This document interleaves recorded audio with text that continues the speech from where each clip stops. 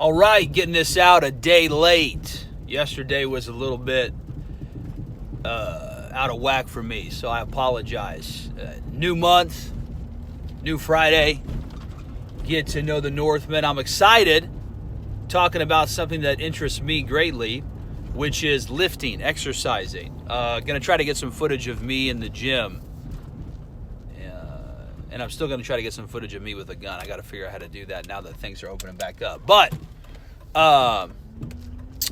wanted to talk yesterday, but I'm doing it today, about philosophy concerning fitness.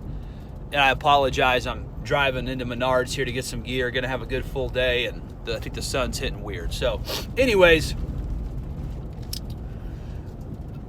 when I was younger, when I was in high school, I played football, and my lifting, or my knowledge of lifting is basically that. It's a very basic understanding of how to get stronger, how to get bigger, how to get faster to the degree that you genetically can without steroids, PEDs, or testosterone. But I think with the proliferation, and I think I'm using that word right, of Instagram and Twitter and YouTube, you have all these people who want to make a living working out. And I understand. I love going to the gym. I go every single morning, Monday through Friday. Well, now that we're out of quarantine, I do again. It's fantastic. It's how I get my day started. If I don't do that, my body is way more stiff at the end of the day than as opposed to if I do get in the gym and get a good pump. So it's something that's really fun. It's exciting. The gym culture is great. I'll talk about that too this month as well. The culture of just going to the gym and being around people who are trying to get stronger, trying to get healthy, trying to look better, trying to feel better. It's all very positive. It's all really great. But as we've become, I believe, as a society, even more vain with these mechanisms like Facebook, Instagram, Twitter, all TikTok, we've become even more vain. These tools, these digital tools, are actually exacerbating the vanity of our humanity. Whoa.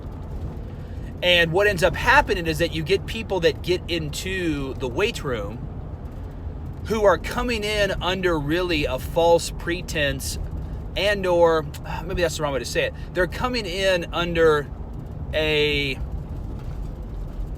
not truly accurate understanding of what it takes to be strong and healthy and look good in the gym, because so many people are out here on Instagram, YouTube, Facebook, all this stuff, pitching something like, maybe you've seen it before, you know, if you've ever squatted this way, you're doing it wrong, or stop benching this way, this is the right way from now on. All they're doing is trying to get clicks so that they can get money. Their knowledge is probably poor. At the end of the day, they're charlatans. The biggest charlatans are the CrossFit people. The best CrossFit competitors that are in the CrossFit Games, which I hesitate to call that because it's just people running around doing exercises. They're not doing anything other than just lifting. The best of them are actually, at their core, they're power lifters. Matt Frazier is a power lifter, and he is strong as a bull. That guy is powerful, but he is a power lifter who then trains how to sprint, walk on his hands, and all that shit. All of this stuff that gets put out nowadays, or not all of it, but a lot of it that gets put out, is deliberately made complicated. It's deliberately made different for the purpose of hustling some unsuspecting individual who's never worked out a day in their life to get into the gym to exercise. Now, the dangerous aspect of that is that it's easy to get hurt that way. When you're going into a situation like a gym, like the gym that I go to, Iron Pit, awesome place. If you're trying to do a power clean and you don't even know how to do a squat without any weight, you're probably going to get hurt. And hopefully there's a trainer there helping you, saying, hey, you know, don't do it that way. But the fact of the matter is, we don't know what we don't know. So, for example, I know an individual who swears that an emperor squat with a 70-pound dumbbell is the hardest thing he's ever done. And maybe for him it is, but I know for a fact, most likely they're not hitting depth, nor are they going deep. She likes it deep. T-shirt link in the video. Nor are they going deep enough to engage actually all the muscle groups of their legs, the posterior tract, the quads, etc., etc. And the reason that is because they never got a good foundation. They never got a good foundation of what's a good rep. How do you do the bench? How do you execute the squat or the deadlift or the leg press, or my favorite workout that I'm going to do a video on, which is the walking lunge, the weighted walking lunge with dumbbells in each hand. They never got a good foundation on that.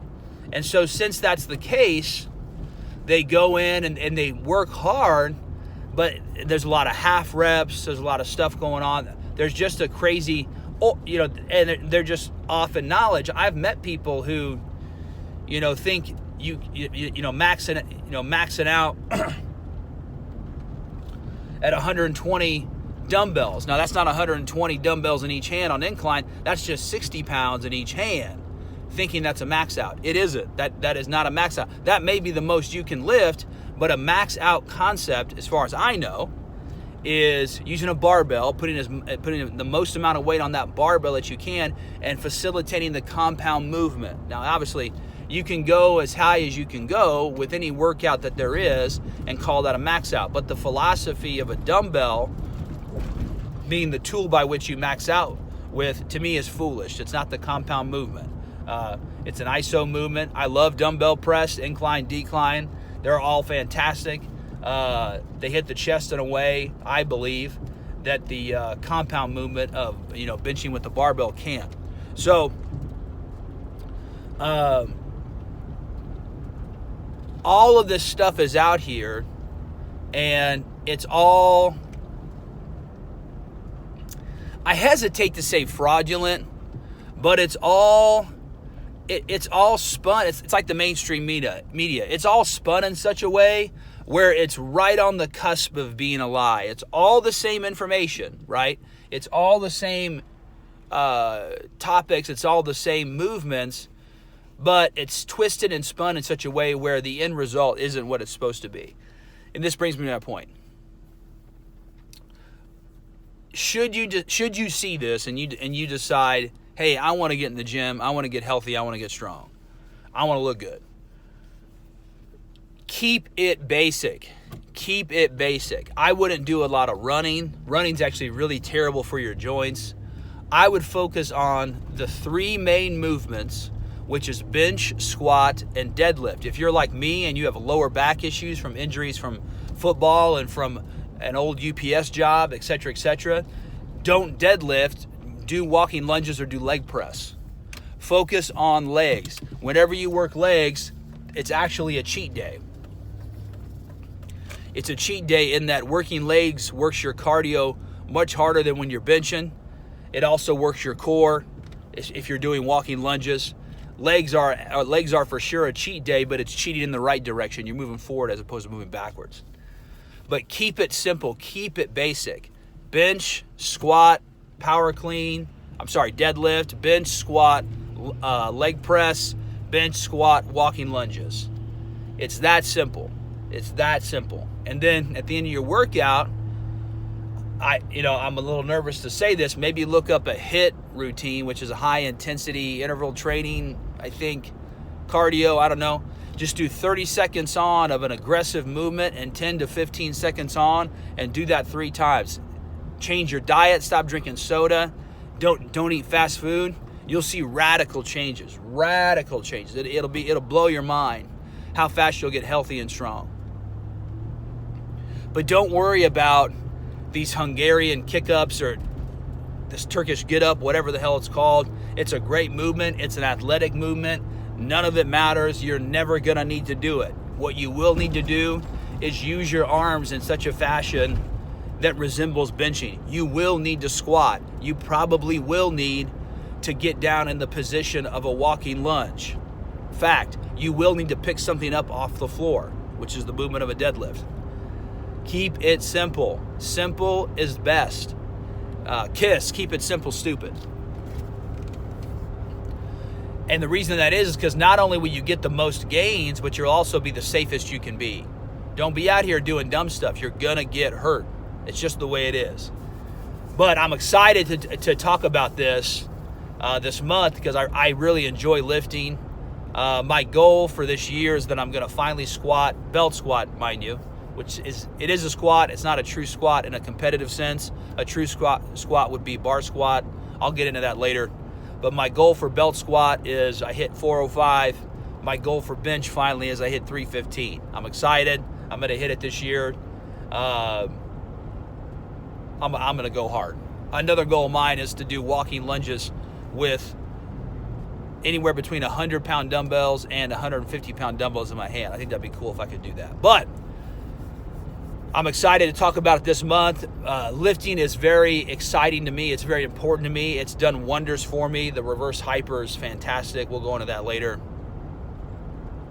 But I'm gonna be busting out a lot of shit this month that may cause some of you to get frustrated, but that's okay because it's the truth and it's the right way of doing things. So, looking forward to talking more. If you've liked the content today, again, I apologize. It should have been yesterday. Like, share, subscribe, comment. If you hated it, send it to someone you hate. Have a good day.